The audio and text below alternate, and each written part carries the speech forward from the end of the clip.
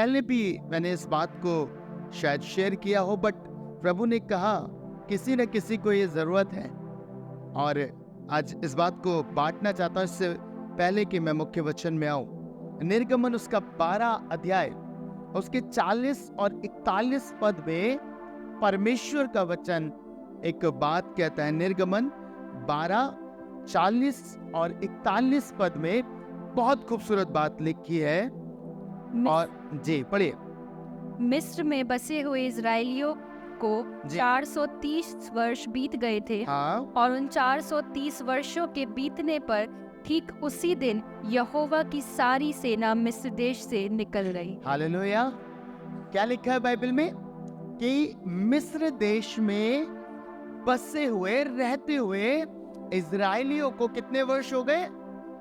430 वर्ष। एक लंबा समय इजरायलियों ने मिस्र में बिताया। एक लंबा टाइम पीरियड, 430 वर्ष कम नहीं होते, बहुत लंबा समय इजरायलियों ने पीड़ा में बिताया, तकलीफ में बिताया, बंधनों में बिताया। ऐसे लिखा है ना। पर आगे बहुत खूबसूरत बात लिखी है, मालूम है क्या? बाइबल में लिखा है कि उन समय के बीतने के बाद ठीक उसी दिन, ऐसे लिखा है ना, ठीक उसी दिन यहोवा की सारी सेना मिस्र देश से निकल गई। हालेलुया।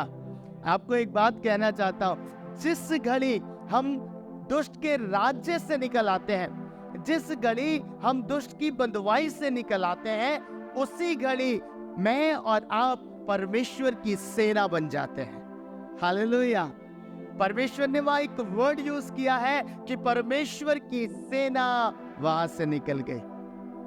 आज जब हम आराधना कर रहे थे और भाई ने कहा टूट गए सारे बंधन, है ना, क्योंकि खुदा यहाँ है, तो आज आपको आनंद की बात बोलना चाहता हूँ। जब आपके बंधन टूट गए, आप बंधुआई से बाहर आ गए, तो आज के दिन से ही आप परमेश्वर की सेना में तब्दील हो रहे हैं। हालेलुया। जोर से परमेश्वर के लिए ताली बजाइए, क्योंकि खुदा ने कहा आज से ये मेरी सेना है। और मालूम है, जब आप परमेश्वर की सेना है तो बहुत सारी चीजें आप पाते हैं। आपको शायद आत्मिक हथियार मिल जाए, है ना, और उसके साथ एक योद्धा के ऊपर, जब आप सेना बने तो आप एक योद्धा है, तो सेना के पास हथियार भी होते हैं, हमारे पास आत्मिक हथियार भी होंगे, पर जिम्मेदारी भी होती है ना, जिम्मेदारी भी आती है। जिम्मेदारी बहुत मायने रखती है। दूसरा तिमुथियुस उसके 2 अध्याय और 3 और 4 पद में परमेश्वर का वचन बहुत खूबसूरत बात कहता है। दूसरा तिमुथियुस 2 अध्याय 3 और 4 पद पढ़िएगा। मसीह यीशु के अच्छे योद्धा के समान, मसीह यीशु के अच्छे योद्धा के समान मेरे साथ दुख उठा, मेरे साथ दुख उठा। जब कोई योद्धा लड़ाई पर जाता है जी। तो इसलिए कि अपने भर्ती करने वाले को प्रसन्न करे, अपने आप को संसार के कामों में नहीं फंसाता। आपको मालूम है कैसी जिम्मेदारी आपके ऊपर आ रही है? आज सेना बने ना, आत्मिक हथियार मिलेंगे शैतान की सेना से युद्ध करने के लिए, पर जिम्मेदारी भी है कि आपको दुख भी उठाना पड़ेगा। दुख ऐसा कि आप परमेश्वर के साथ रहेंगे जब संसार आनंद कर रहा होगा, है ना। पीड़ा उठाएंगे।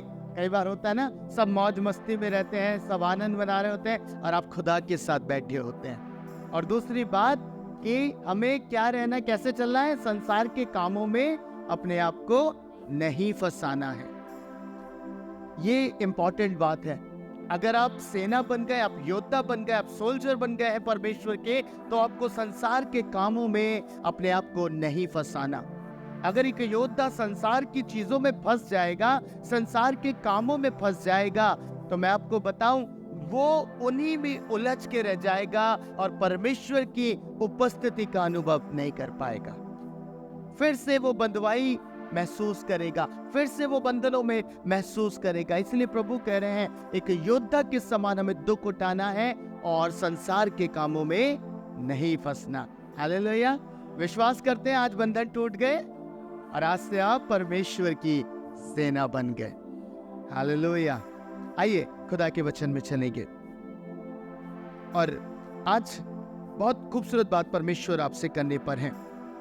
कई बार मुझे और आपको ऐसा लगता है कि परमेश्वर ने हमें कुछ हालातों में रखा है, कुछ परिस्थितियों में रखा है ना, और हम जान नहीं पाते कि क्यों मैं इन हालातों में पाया जाता, क्यों मैं इन परिस्थितियों में पाया जाता हूं। परमेश्वर का वचन एक खूबसूरत बात कहता है, यूहन्ना रचित सुसमाचार उसका 11 अध्याय और उसके 7 पद से अगर हम पढ़ेंगे। इसके बाद उसने चेलों से कहा, हाँ, आओ हम फिर यहूदिया को चलें। चेलों ने उससे कहा, हे रब्बी, अभी तो यहूदी तुझ पर पथराव करना चाहते थे, और क्या तू फिर भी वहीं जाता है? यीशु ने उत्तर दिया, क्या दिन के 12 घंटे नहीं होते? यदि कोई दिन में चले तो ठोकर नहीं खाता, क्योंकि इस जगत का उजाला देखता है, परंतु यदि कोई रात में चले तो ठोकर खाता है, क्योंकि उसमें प्रकाश नहीं। परमेश्वर का वचन एक बात कह रहा है। यीशु अपने डिसाइपल्स को कहते हैं आओ हम फिर यहूदिया को चले। और जब यीशु मसीह ये बात कह रहे थे अपने डिसाइपल्स से, तो डिसाइपल चौंक गए। डिसाइपल सोचने लगे यीशु मसीह क्यों ऐसा कह रहे हैं, यीशु मसीह क्यों ऐसी बातों को कर रहे हैं। अभी तो यहूदी इसे मार डालना चाह रहे थे, अभी तो यीशु मसीह पर पथराव करके यहूदिया के लोग यीशु मसीह को मार डालना चाह रहे थे, और यीशु मसीह फिर कह रहे हैं कि आओ हम यहूदिया को चले। है ना, एक अजीब सी बात है ना। अगर आपसे कह दिया जाए कि उस जगह पे हालात खराब हैं, उस जगह पे स्थितियां बहुत बद से बदतर है, और मैं कहूं आओ चले, तो आप चलोगे? है ना, प्रश्न करोगे। चेलों ने सही प्रश्न किया कि फिर अभी हम कैसे जाएं? अभी तो लोग तुझे मार डालना चाहते थे, अभी तो तुझ पर पथराव करना चाहते थे। पर यीशु ने उनको एक उत्तर दिया, क्या दिन के 12 घंटे नहीं होते? है ना। आपको एक बात बताता हूं, हमारे जीवन के लिए कई बार परमेश्वर की बहुत सारी योजनाएं होती हैं, उसके मार्ग अनोखे होते हैं, मैं और आप उसे समझ नहीं पाते। है ना, डिसाइपल्स इसीलिए प्रश्न कर रहे थे, क्यों जाना चाहते हैं यीशु मसीह आप वहां?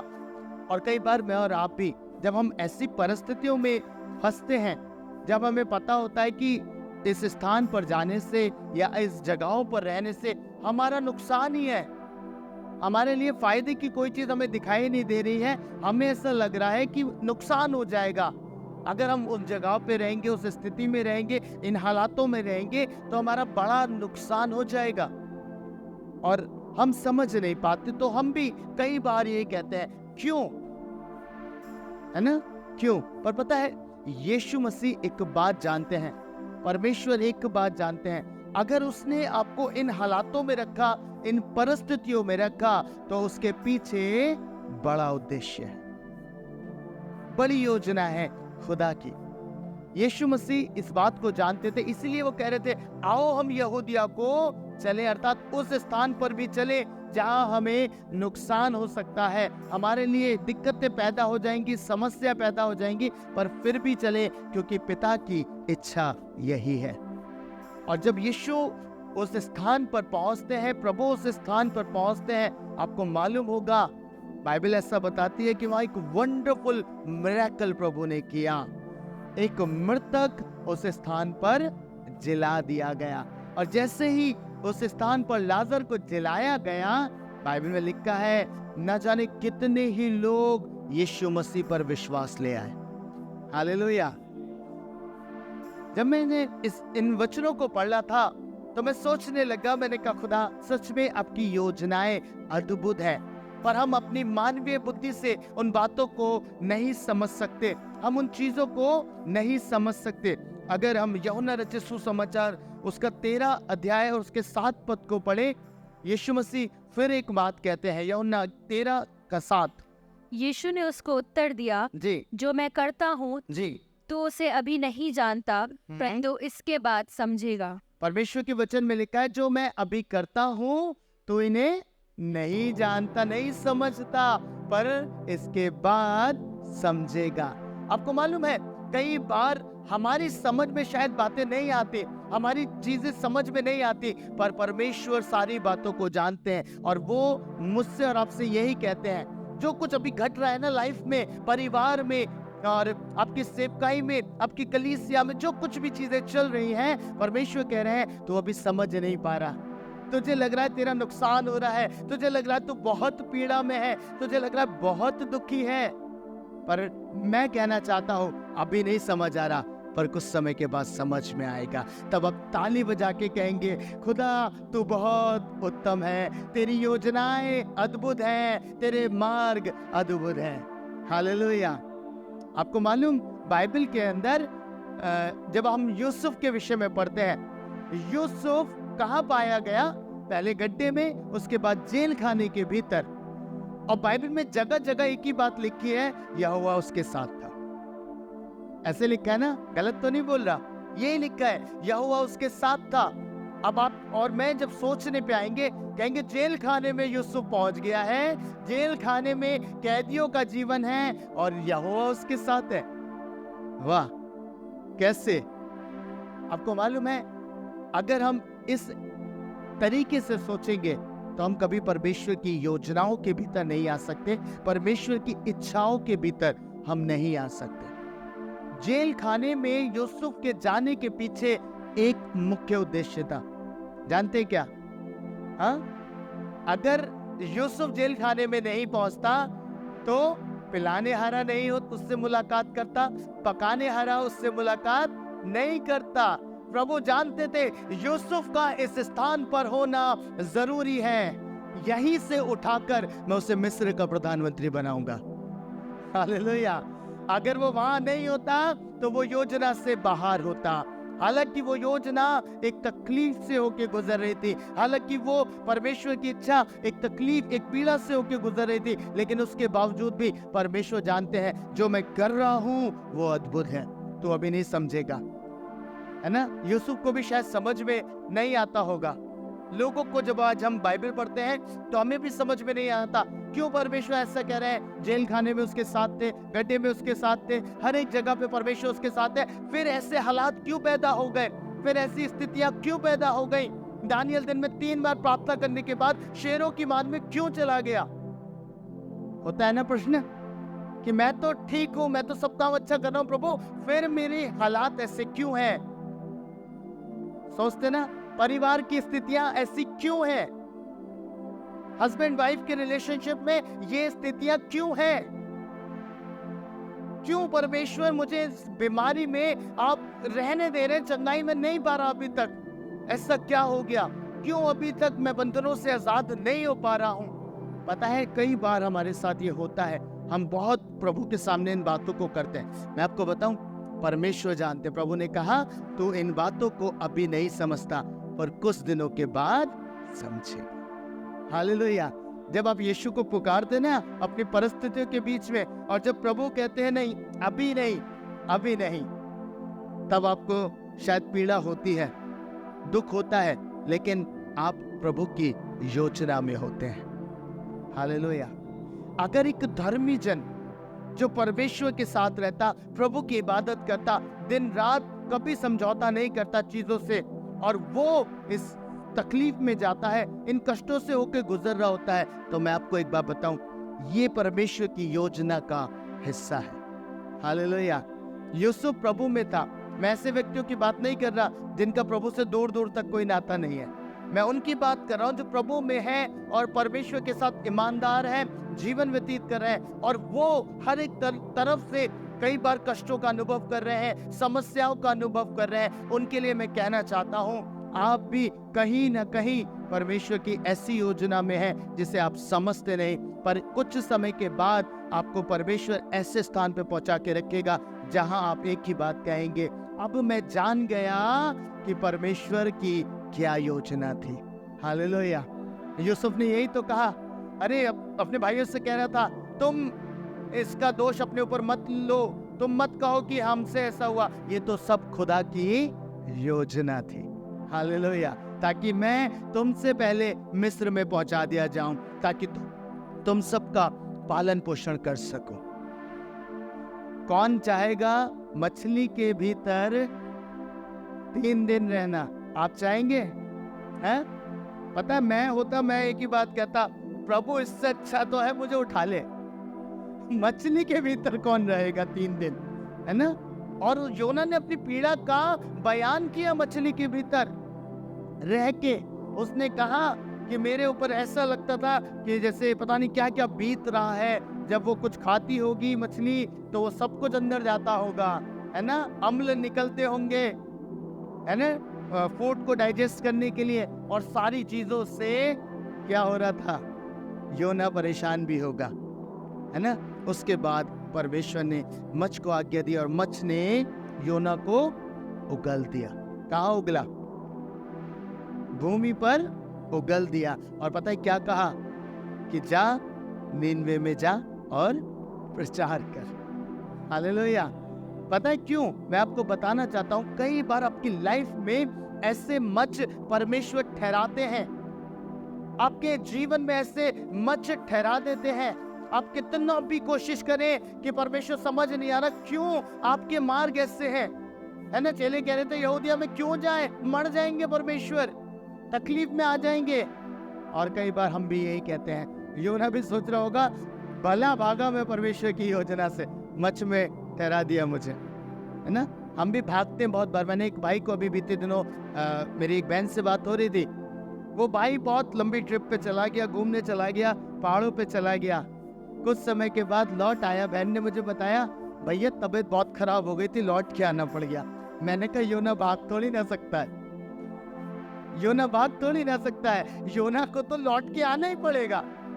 अगर परमेश्वर की योजना में है तो आपसे परमेश्वर अपने कामों को कराएगा ही कराएगा। आप कितना भी भागो, भले आप आज समझ नहीं रहे, आज उसकी योजना को नहीं समझ पा रहे, पर परमेश्वर अपनी योजनाओं को शीघ्रता से आपके ऊपर प्रकट करता है। हालेलुया। अभी हम लोग गीत गा रहे थे, तोड़ दे सारे बंधन आ खुदा दुआ, है ना? ये गीत किस पे आधारित है आपको मालूम? कहां से उठाया गया? पौलुस और सिलास बंदी गृह में थे, प्रेरितों के काम 16 अध्याय, है ना? और परमेश्वर की इबादत कर रहे थे। मैं ऐसा मानता हूं शायद ऐसा ही कुछ कह रहे होंगे, तोड़ दे खुदा सारे बंधन आ तू आ, है ना? और बाइबल में लिखा है खुदा ने अपने दूत को भेजा उस स्थान पर, दूत को भेजा, और क्या हुआ? वो डॉल हुआ।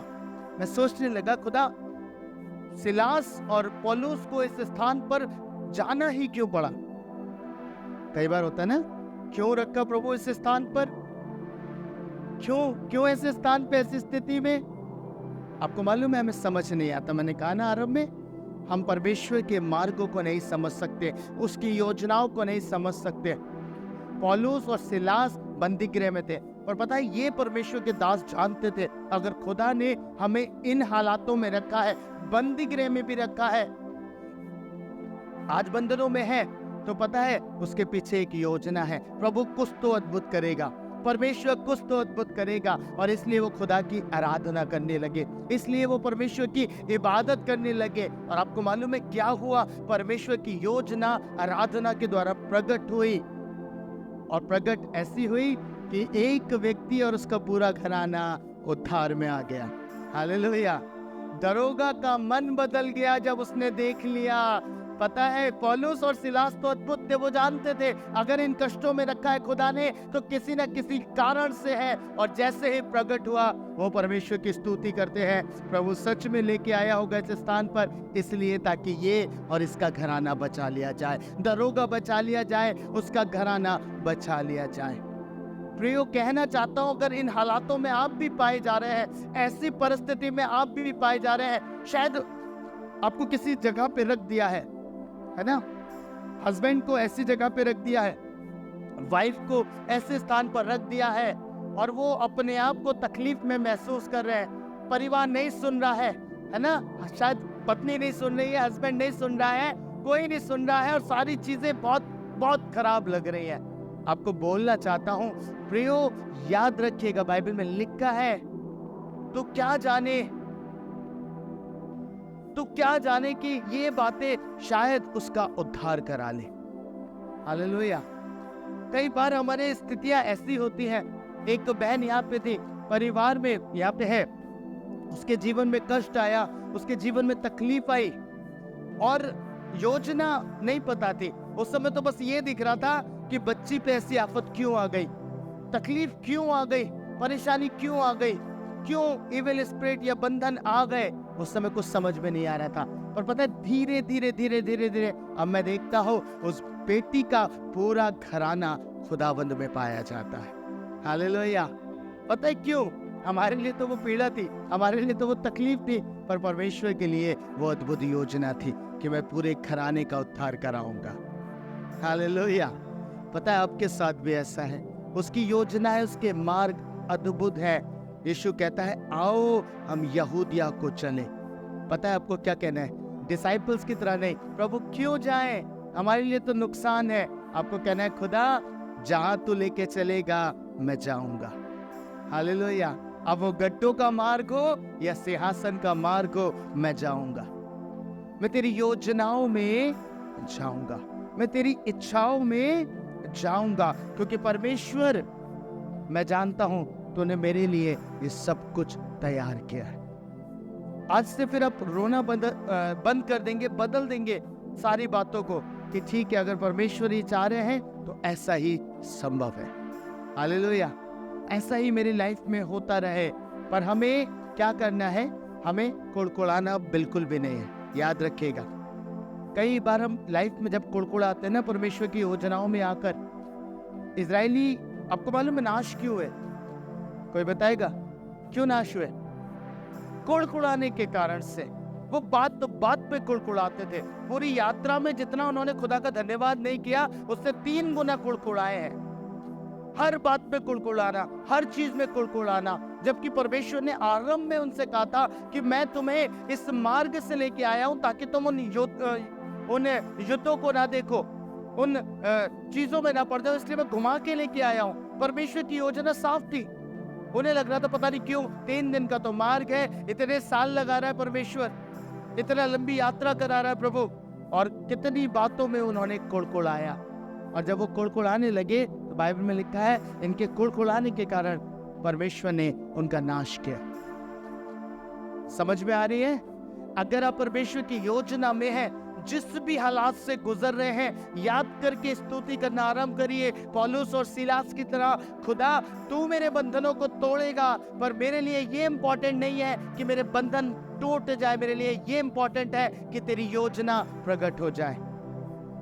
अगर मैं इस घर में आई हूँ, इस घर के भीतर मैं लाई गई हूँ, इस परिवार के भीतर मैं लाई गई हूँ विवाह करके, तो निश्चय परमेश्वर तेरी योजना है कि मेरे द्वारा ये घराना बचा लिया जाए। ये एक धर्मी जन की बात कर रहा हूं। हालेलुया। है ना? अगर आपके साथ ऐसा है तो याद रखिएगा, मैं जानता हूं आप तकलीफ में होंगे, मैं जानता हूं कि आप परेशानियों से गुजर रहे होंगे, पर याद रखिएगा कि खुदा अद्भुत है, वो सब कुछ बदल देगा, सब कुछ परिवर्तित कर देगा। आपका पति भी बदल जाएगा, आपकी पत्नी भी बदल जाएगी, आपका घराने में उद्धार भी आ जाएगा। हालेलुया। पता है होगा कैसे? आपको यीशु के पीछे चलना है, अब वो कैसे भी मार्ग से ले जाए। हालेलुया। अभी बहन ने पिछले दिनों में एक बात शेयर करी थी, मेरा हाथ मेरे भाई ने पकड़ा, सामर्थ ने पकड़ा निशा का हाथ, और वो बस उसे खींचे जा रहा था, वो खींचे जा रहा था, लिए चले जा रहा था पहाड़ पे, है ना? पतली दुबली तो है ही बेचारी, खींचने में भी कोई नहीं, बस खींचे चली गई। उसने भी छोड़ दिया, अपने आप को समर्पण कर दिया, भाई तू ही ले चल, जहां मन करे ले चल। और वो चली जा रही थी, चली जा रही थी। पता है क्या हुआ? उसकी डेस्टिनेशन पर उसने पहुंचा दिया। हालेलुया। आपको क्या करना है? आपको समर्पण कर देना है। खुदा जैसा चाहे तू ले चल, मैं जानता हूं तेरी सामर्थ को, मैं जानती हूं तेरी सामर्थ को, कि जब तू लेके चल रहा है, चाहे मार्ग ऊंचा हो, नीचा हो, पथरीला हो, कंकड़ भरे हो, चाहे कुछ भी हो, खुदा मैं डेस्टिनेशन तक जरूर पहुंचूंगा। हालेलुया। मैं अपनी मंजिल तक जरूर पहुंचूंगा। कई बार होता है ना, पहाड़ों पे कोई गया है? बहुत गए होंगे, नैनीताल सब जाते हैं। कितने ने देखा है कि हमेशा ऐसे और फिर ऐसे पहाड़ चलता है, ऐसे ही चलता है ना, चलता है ना? प्रभु के एक दास ने बहुत खूबसूरत बात बोली। एक बार मैं हॉस्पिटल में एडमिट हुआ, और जब मैं हॉस्पिटल में एडमिट था तो जो डॉक्टर्स थे, वो जो नर्स थे, वो बात कर रहे थे मेरी लाइंस को देखकर। जो इको की लाइंस होती है, ईसीजी की लाइंस होती है, तो वो उनको देखकर बात कर रहे थे।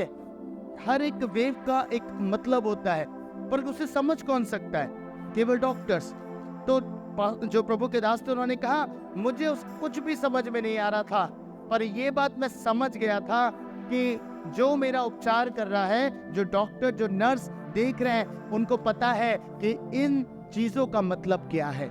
फिर मुझे समझने की जरूरत नहीं है, मैं जानता हूं कि उनके हाथों में है, वो बेहतर जानते हैं। हालेलुया, है ना? तो जीवन में आपके हमेशा ऐसी स्थिति होगी, ऐसे हालात होंगे।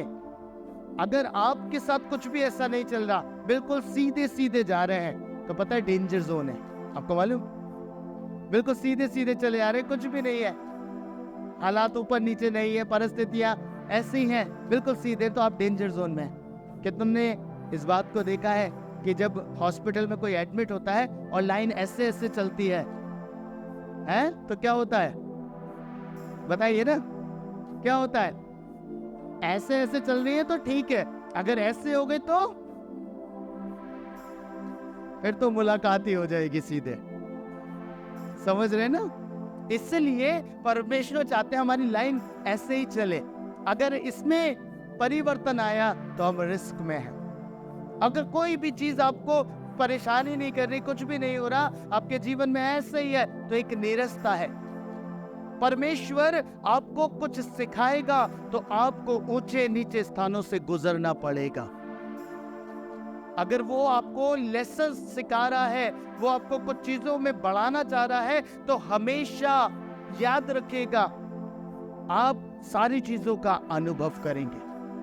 आपकी लाइफ में आप इन कष्टों का भी अनुभव करेंगे, तकलीफों को भी देखेंगे। ऐसे प्रचारों पे कान मत लगाइए जो ये कहते हैं प्रभु में आने के बाद आपके लिए सब कुछ ही अच्छा है, कुछ भी परेशानी नहीं, कोई बीमारी नहीं, कोई तकलीफ नहीं, कुछ नहीं होगा, है ना? प्रभु में आने पर पता है क्या होता है? सबसे पहला काम, लोग अक्सर मुझसे सवाल करते हैं, भैया प्रभु में आए तब से दुख क्यों बढ़ गए?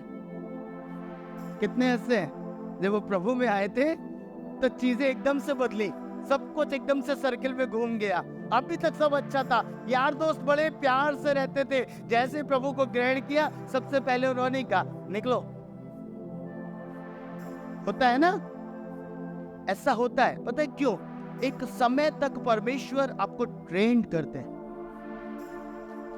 मूसा अच्छा खासा था, है ना? राजमहल में तो अच्छा खासा था, पर एक समय जब परमेश्वर ने उसे बुलाया, अलग किया, आपको मालूम है कितने समय उसे जंगल में रखा? कई वर्ष उसने जंगल में बिताए। एक दिन मैं प्रभु से बात कर रहा था, मैंने कहा प्रभु आपने मूसा को मिस्र से निकाला, है ना? उसे निकाल के लेके आए, जंगल में रखा, जंगल में इतने वर्ष रखने के बाद उसे फिर वापस मिस्र में भेज दिया, अब जा। तो मैंने प्रभु से एक दिन प्रश्न किया था, मैंने कहा प्रभु इस पूरे चक्र में आपने किया क्या? सुन रहे? इस पूरे चक्र में आपने किया क्या? प्रभु ने पता है मुझे क्या बोला? प्रभु ने मुझको बोला कि मैंने मूसा को पहले मिस्र से निकाला, उसे जंगल में रखकर उसके भीतर से मिस्र को निकाला और फिर उसे मिस्र में भेजा, क्योंकि मैं जानता था अब दोबारा से मिस्र की जगह इसके हृदय में नहीं है। Hallelujah, hallelujah. ये है परमेश्वर की योजना, पर हम समझ नहीं पाते, हमें समझ में नहीं आता। इसलिए प्रभु के मार्ग अनोखे हैं, पर आपको क्या करना है? डिसाइपल भी पूछ रहे थे, आप भी पूछते हैं, आज से पूछना बंद करिए, चलना आरंभ करिए। हालेलुया। जब आप चलना आरंभ करेंगे ना, आप देखेंगे धीरे धीरे धीरे धीरे जीवन की हर एक परिस्थिति आप बदलना आरंभ होंगी। परमेश्वर ने क्या कहा था यहोशू से और उसके लोगों से कि जाओ तुम्हें चलना है। किस में चलना था उन्हें? बताइए मुझे। विश्वास में। हालेलुया। चक्कर लगाने थे, सब कुछ विश्वास में करना था, है ना? लोग सोच रहे होंगे ये मूर्ख है, ये लोग क्या कर रहे हैं, कोई चक्कर लगाने की दीवार गिर जाएगी। विश्वास से वो चलते थे। परमेश्वर ने यही बोला था कि बस तुम्हें चलना है, बाकी गिराने का काम मेरा है। हालेलुया। आप अगर ऐसी स्थितियों में आज पाए जा रहे हैं, परिवार आपके साथ ऐसी स्थिति में आ गया है, पत्नियां ऐसी स्थिति में आ गई हैं, पति ऐसी स्थिति में आ गए हैं, तो मैं आज आपको कहना चाहता हूं, विश्वास में चलते रहिए और परमेश्वर आपके जीवन के हर एक उस एरिया को गिराएगा जो आज आपको कठिन जान पड़ रहा है। हालेलुया। आप क्या कर रहे हैं? आप योजना में चलेंगे, आप योजनाओं में चलना आरंभ कर देंगे, दीवार अपने आप गिर जाएगी, सब कुछ बदल जाएगा। आइए, मैं और आप भी चेलों के समान, जब प्रभु ने कहा आओ हम यहूदिया को चलें, तो मैं और आप भी कहें प्रभु हम चलते हैं, अब जो होगा देखा जाएगा। कौन से चेले ने बोला? हाँ, एक चेला था, उसने कहा चलो हम भी मारे जाने के लिए उसके साथ चलें। बोला था ना, आपको भी यही कहना है, प्रभु तेरी योजना अद्भुत है, आओ हम चलें, आओ हम चले, परमेश्वर के पीछे चले, प्रभु की योजनाओं में चले, कैसे भी हालात में रहे। जिस घड़ी आप ये आरंभ करेंगे, मैं विश्वास से कह सकता हूँ, यूसुफ प्रधानमंत्री बन गया, दानियल ऊंचे पद पे पहुंच गया, है ना, मूसा को भी परमेश्वर ने इस्तेमाल किया, और वही खुदा आपको भी इस्तेमाल करेगा। आप भी पहुंचेंगे उन स्थानों पर जो परमेश्वर ने आपके लिए रखे हैं। आइए अपनी आंखों को बंद करें और खुदा से कहें, खुदा आज मैंने एक बात को जानी है, तेरे मार्ग अद्भुत हैं, तेरी योजनाएं अद्भुत है खुदा, और आज के दिन में मुझे अपनी योजनाओं के भीतर लेके आ। भले ही मेरा नुकसान मुझे दिख रहा हो, भले ही मुझे लग रहा हो प्रभु ये तो मेरी जगह नहीं होगी, प्रभु ऐसे स्थानों पे थोड़ी ना मुझे रख देगा, परमेश्वर ऐसी तकलीफ में मुझे जाने थोड़ी ना देगा, ऐसे संकट में मुझे पड़ने थोड़ी ना देगा प्रभु, लेकिन तेरी योजनाएं भिन्न है। शायद यूसुफ भी रो रहा था, प्रभु मैं तेरे पीछे चलता, पर मैं जेल खाने में पाया गया, मेरे भाइयों ने मुझे गड्ढे में डाल दिया, और आप भी शायद ऐसे ही रो रहे हैं। आज खुदा से कहिए, खुदा मैं अपना जीवन तेरे हाथों में देता, मैं समर्पण करता हूं खुदावन, कि मैं तेरे मार्गों में पाया जाऊं, तेरी योजनाओं में पाया जाऊं। आज तूने जो परिवार मुझे दे दिया, तूने जो कलीसिया मुझे दे दी, तूने जो लोग मुझे दे दिए खुदा, मैं निश्चय जानता हूं ये तेरी योजना में है।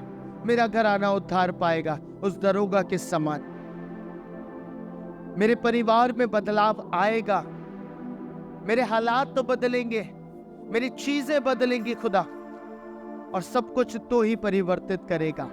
अगर यीशु यहूदिया को नहीं जाते तो वो बड़ा आश्चर्य कर्म नहीं होता। प्रभु यदि आज हम तेरे पीछे नहीं चलेंगे तो वो आश्चर्य कर्म नहीं देख पाएंगे। इसलिए हम आज कहते हैं आपसे, हमें अपनी योजनाओं के भीतर लेके चल, हम तेरे पीछे चलेंगे खुदा, हम तेरे साथ चलेंगे परमेश्वर, जहां तू लेके जाएगा। अब चाहे वो कैसी भी स्थिति हो, चाहे वो कैसे भी हालात हो खुदावन, कहीं आज उससे और अपने जीवन को समर्पित कर दीजिए, अपने जीवन को उसके हाथों में सौंप दीजिए। मैं जानता हूं बहुत से लोग जो मुझे सुन रहे हैं इस समय, उनके स्थितियां ऐसे ही है।